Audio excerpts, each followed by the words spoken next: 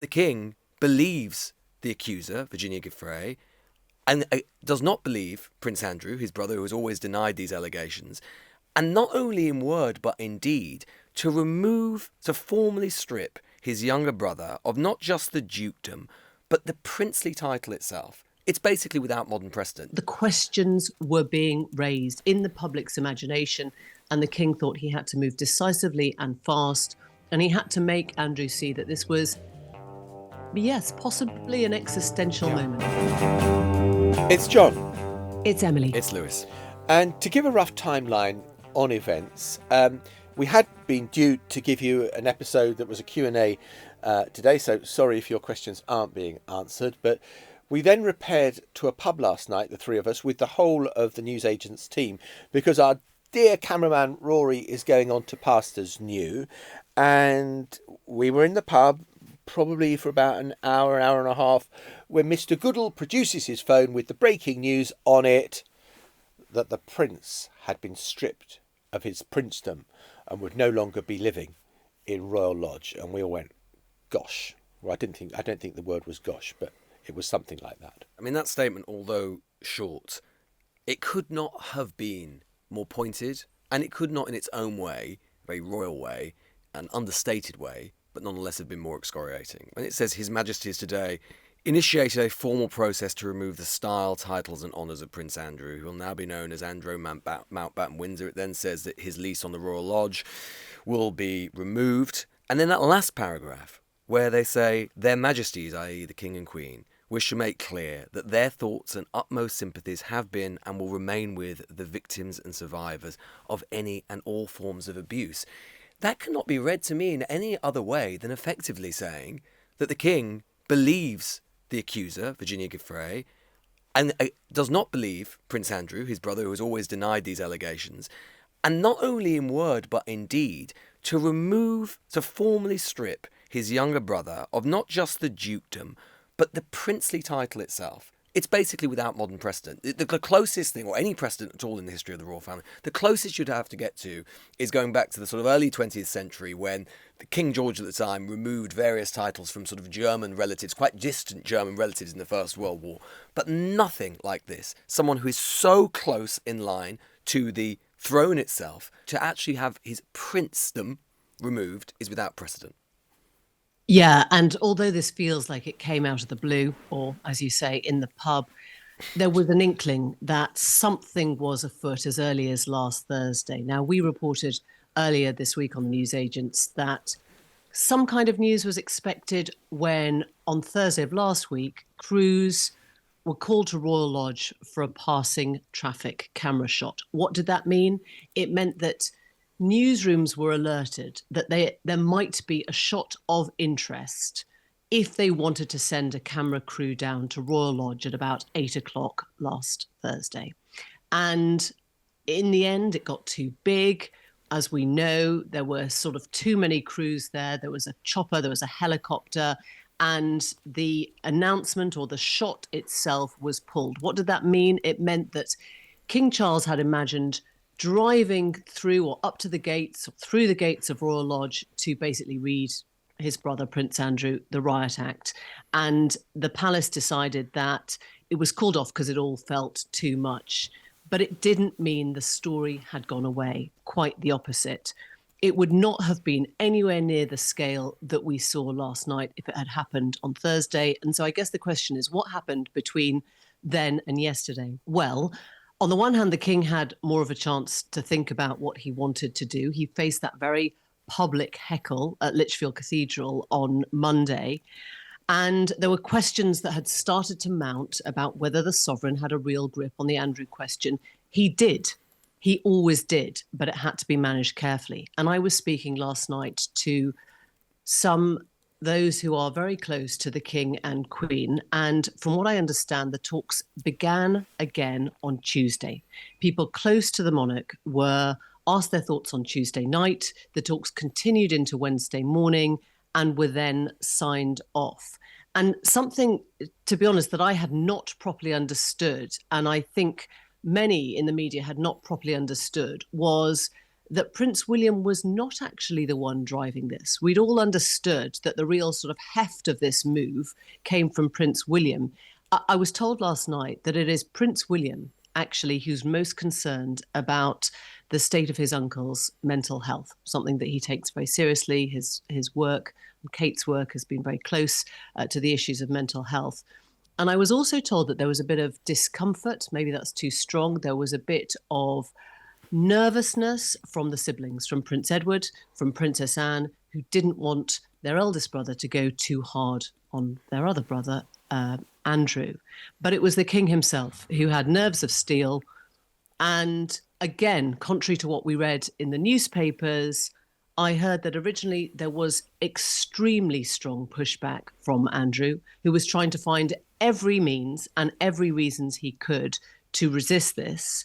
And when I asked last night what brought Andrew around, I was told that the monarch had simply made him see the ultimate threat. In other words, and this is a phrase that was used to me, I don't think it's the words that the king used, you'll topple us all. In other words, Andrew did not want that on his shoulders. The idea was that the king had put to him something in the tenor of, would your mother really want to see you putting at risk the whole establishment? Which I think goes back to the chat that we had earlier this week, which is about how public perception and public mood was way ahead of certainly where Parliament was, where MPs were, and even where the palace, possibly even where the king was. And they suddenly got this sense that things were, I mean, not precarious. It wasn't like the whole thing was going to end overnight, but the questions were being raised in the public's imagination. And the king thought he had to move decisively and fast. And he had to make Andrew see that this was, yes, possibly an existential moment for the monarchy. Yeah, I think that is absolutely fascinating, what you've gleaned from your contacts, Emily. Particularly, this isn't just about Andrew and the problem of Andrew and it just being about him. It's about all of them. And that unless they did something very, very dramatic, then all of them could be in some kind of jeopardy as a result of it. And you can imagine the machinations, I mean, of just any family having to deal with this, but a family, the royal family, under a perpetual microscope for anything that they do and the analysis that it will bring, that, it'll be difficult enough to do something like this, even if it was your own brother and you were just leading a quiet life in, suburban Britain or whatever it happens to be. But this was in the glare of publicity. I'm also fascinated, Emily, because there was so much to dig into there. What you said about, and I think that, that it has felt like it is open season on Andrew at the moment, that the concerns within the family of, guys, steady, this is someone who might be in a fragile state right now. Yeah, that was a big twist for me, actually. And we'd assumed that William was the steely one, but actually, I think they are having those conversations. They do need to go carefully. And it is, at the heart, I know we call it a firm and we call it a monarchy and we call it an establishment, but it is a family. And I think there were definitely voices being raised, in the lead up to this. I'm not saying this was all on Tuesday and Wednesday night, but in the lead up to this, we do need to remember that there is somebody at the heart of this who may be feeling incredibly mentally fragile. And I think that was coming, sounds like, from what I was told, from Prince William. Well, he might end up more mentally fragile because there is a talk. I mean, Chris Bryant was doing the Labour minister was doing media round this morning, and he was asked about this. They said that the government is fully supportive of this action, that the Prime Minister is fully supportive of it. He inevitably will have been consulted about it. But he was asked as to whether the government would support if the US House of Representatives wants to continue its inquiries into Epstein and the links that he had with various people, including Andrew Mountbatten Windsor, whether he ought to go before Congress. And Chris Bryant, on behalf of the government, said, well, now that he's an ordinary person, a member of the public, to use his words, like anybody else, then yes, if that's what Congress was, I'm sure, Chris Bryant said, I'm sure that he would comply. But I think that it is a mark, and it has to be, I think, a measure of how rattled and deeply, deeply concerned the king is and the monarchy is, and probably to some extent the government might be, as to what impact this could yet have on the royal family and the monarchy itself. And I think that, Charles, who knows that as a result of the long length of his mother's reign, knows that he is a transitional figure for the monarchy. His reign is going to be short. This is easily the most important decision that he's made since he's become king. It may be the most important decision he makes during his reign. He's trying to cauterize a wound basically for his son. He doesn't clearly, I think, want William to have to deal with this. There's been all these reports in the newspapers, haven't there, about the idea that when Charles is gone, if Andrew is still around, then William would be harsher. Charles has decided that he's not going to bequeath that legacy or bequeath that problem to his son. And it seems to me to be a seminal moment in his reign. I couldn't agree more. I also think that there's something else about, I've been speaking to people in government this morning, and, they're saying, look, of course we were consulted about all of this and, we're in on it. We weren't surprised when the statement came out last night. I get the impression that it's very different from the last major moment, which was, of course, the death of Diana and the reaction that took place after her death, and the Queen and the rest of the royal family staying up in Balmoral, when it looked like the Blair government was kind of being very proactive in telling the royal family what they needed to do to be in line with public opinion. And, Your Majesty, the public need to see you back at Buckingham Palace, and we can't just have the flag flying at half-mast over there. You need to come back. I think this government is very happy to say, no. This was the king sorting this out himself and not trying to interject themselves into the story of what has unfolded in the past 24 hours. Although I think it's undoubtedly true that one of the factors the palace would have moved in this way is because they will have observed and seen what we've been talking about for the last week or two, which is the rising parliamentary pressure, which was coming from all sides of the house to do something more dramatic. And of course, there are still other things that could be done. You might think that, once you've taken the princedom away, what is there left? It is worth just noting, and this would be a matter for the government, and it would be a matter for Parliament, it is worth noting that Andrew remains 8th in line to the throne. Theoretically, there could be some cataclysm, and Andrew could be our head of state. Obviously, that is deeply unlikely, but for him to remain, it seems to me, in the line of succession feels pretty absurd when you're saying that he doesn't deserve being a prince, but theoretically at least, he could be king. That's crazy. I think the main thing that the king has done at this point is put distance between himself and Andrew. And that is obviously geographic. As we said at the beginning, Andrew will be moving to Sandringham. We don't know the cottage that he'll be living in, but when I was asked about the size of the cottage, I was directed to think of it as more of a villa, something with at least 6 bedrooms, so probably not what most people have in their mind. And the question I asked was, what happens then to his close protection, to his security, his bodyguards? And I was told that it would be light touch. It will no longer be at the taxpayer's expense. Good. And I think this does open a much bigger question that you were starting to talk about with Chris Bryant, that once there isn't that sense of immunity, clearly nobody is above the law, but there was a sense of a protective circle around Andrew whilst he was inside the royal family. When that is gone, when he's a private citizen, then if the police want to question him, if the Met Police want to question him, that becomes much easier. If Congress want to call him, that becomes much easier. Without titles, the forces of the law know that they have, if you like, the king's sanction to do their job without dragging him into it. And I think the statement that you read out at the beginning confirms the sovereign's thoughts, that places the victims at the centre. And it's a very confusing line, that, just to dig into it for a second, because they don't mention Andrew and Giuffre by name. They don't even mention Epstein by name. Clearly, Andrew has denied all the allegations that Virginia Giuffre made against him. And so I was curious to understand whether the monarch now considers Andrew guilty. And I was told that, roughly phrased, they think he's a privileged, overprivileged, entitled man out of step with the world, out of step with the modern world. Is he an absolute criminal? Probably not. But they'll never really know the involvement that he had. And I think this scissoring allows that sense of distance, as I said at the beginning. It allows the police to come in if they need to. It allows Congress to come if they need to. And I think that is a very important part of what has happened here, that the king is actually saying, I'm hands off now.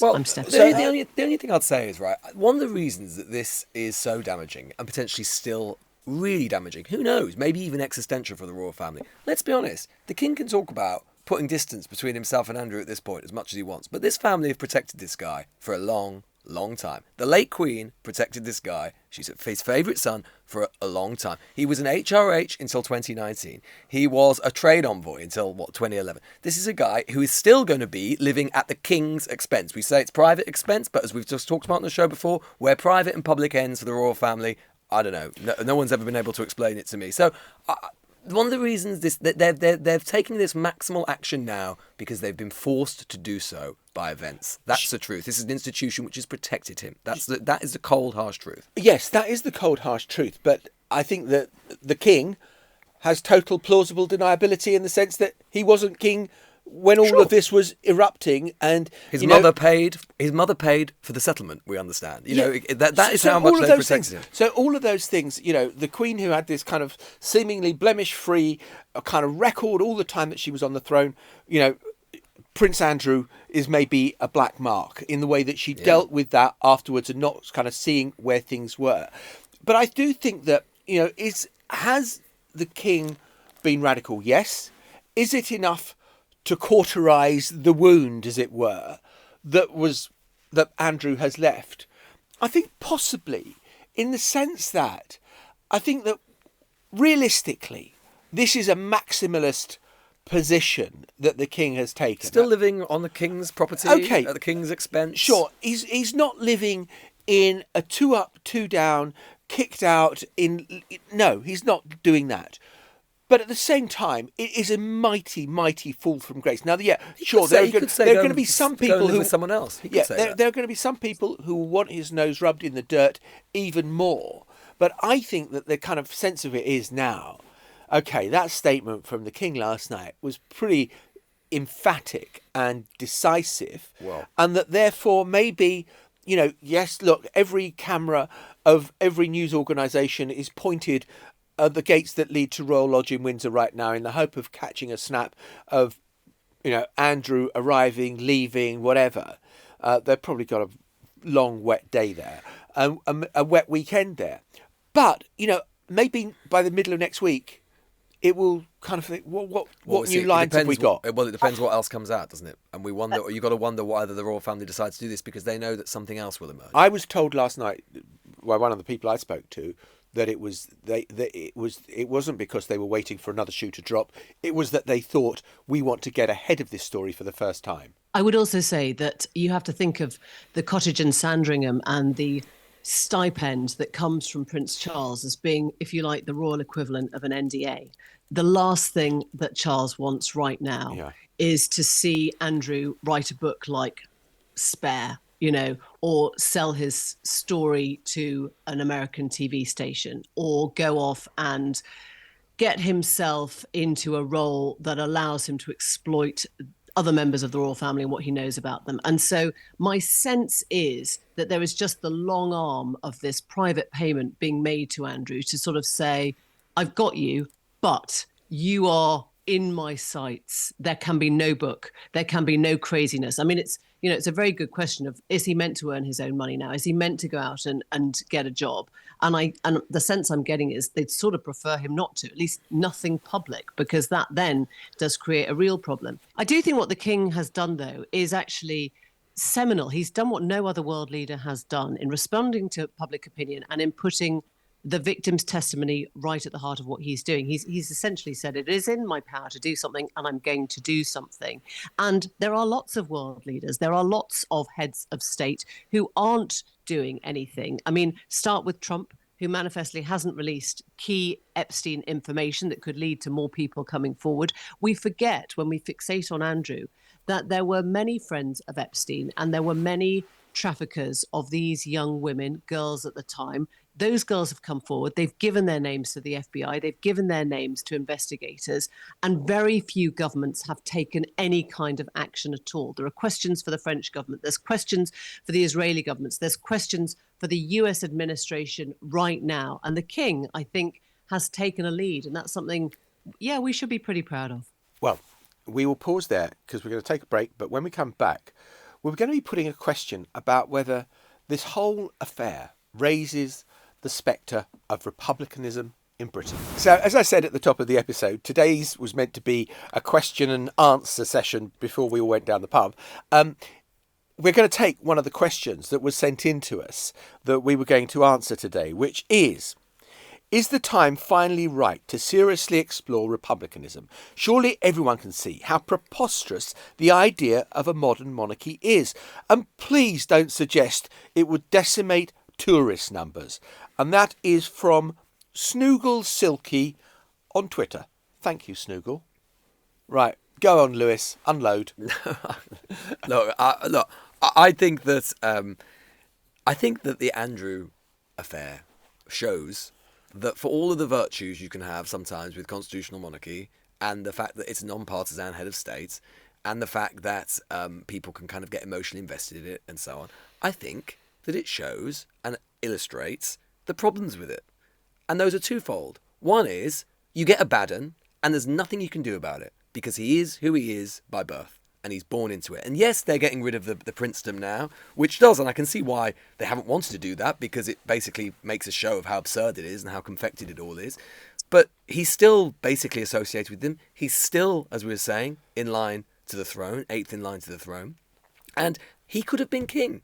Imagine, if something had happened to Charles when he was younger, before he'd had children, he could have been the king. Now, you can have an argument about whether he would have ended up the same way if he'd been the heir to the throne as opposed to the spare, but it's entirely credible that it is. We've had bad uns before, and there's nothing you can do about it unless you decide to go through the whole process. Parliament gets involved and basically write them out of it. So I think it does show the dangers of monarchy. And you know what?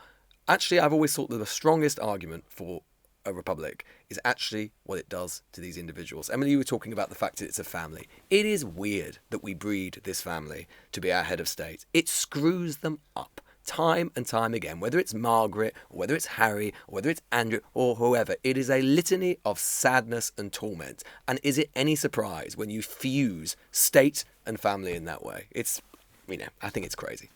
I think that the stuff that you're talking about, Lewis, is exactly why we saw the move from the king last night. And you've only got to go online to sort of see that Republican voices like that are growing, and they're getting a little bit more confident and a little bit more articulate about saying, well, do we really need this? If it all ends in, friend of a nonce Andrew, is that really what we want to promote as our royal family?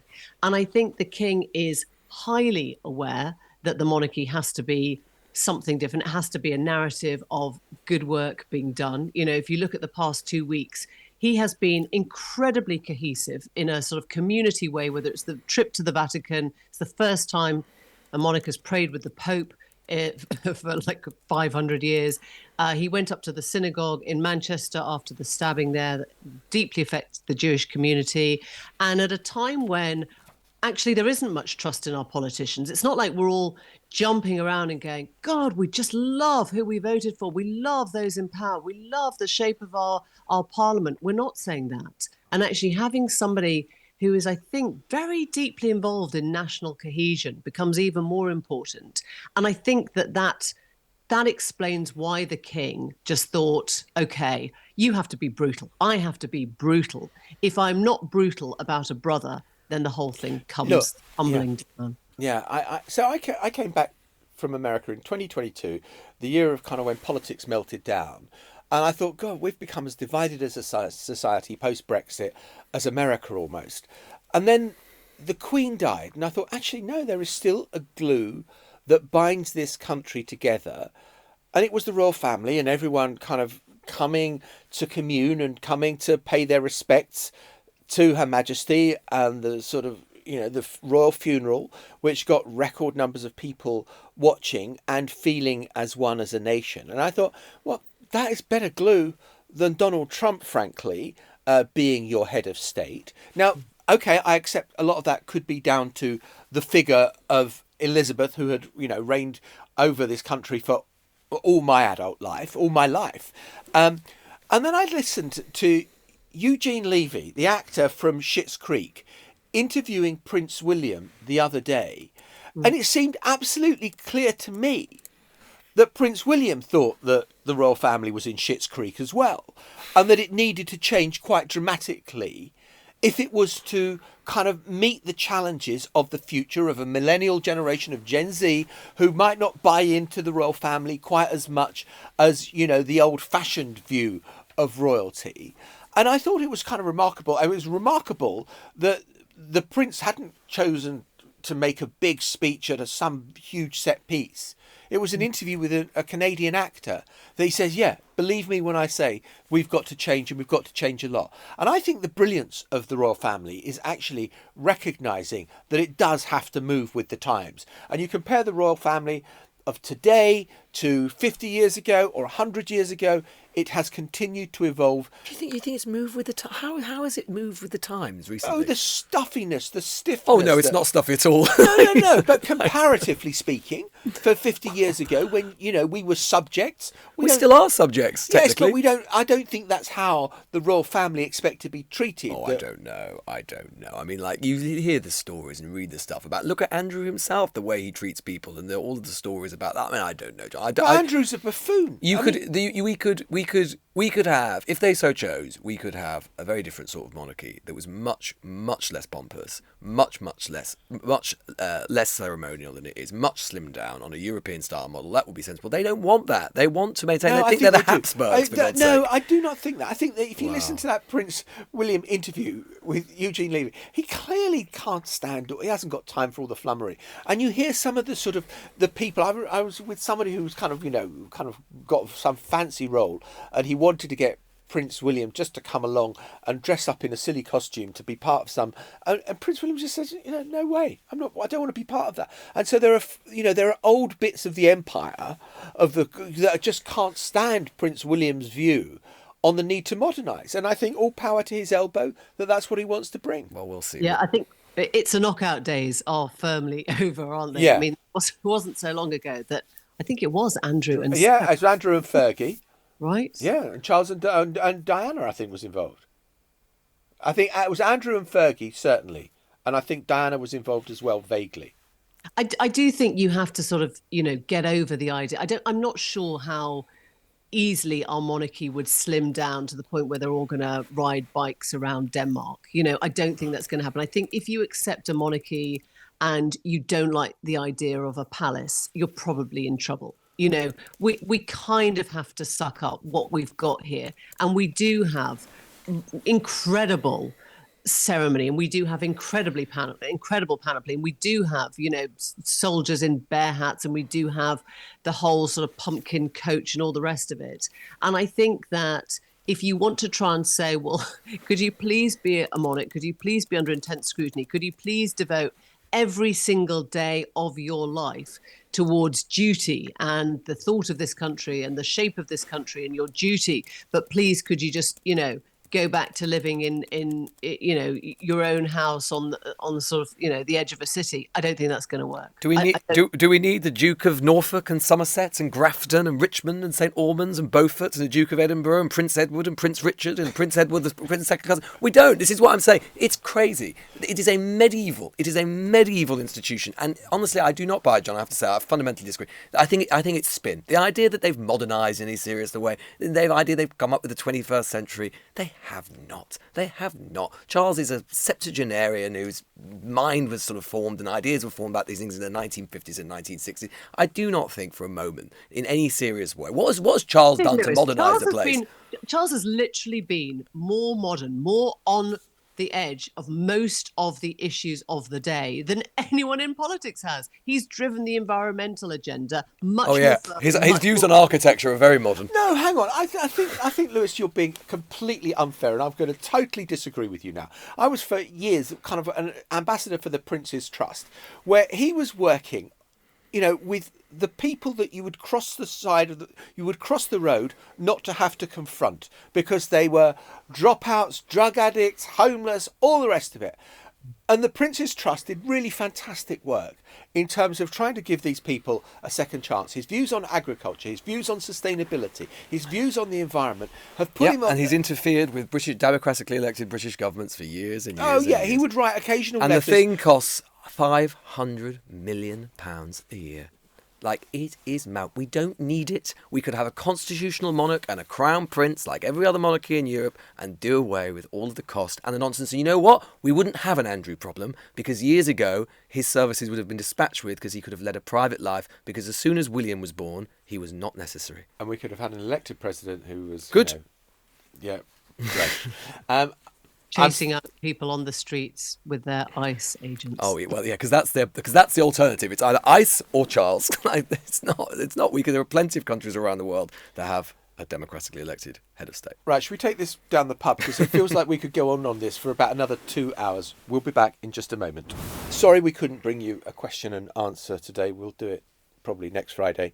But have a lovely weekend and we'll see you on Monday. Bye-bye. Bye-bye. Bye for now. The Newsagents. This is a Global Player original podcast.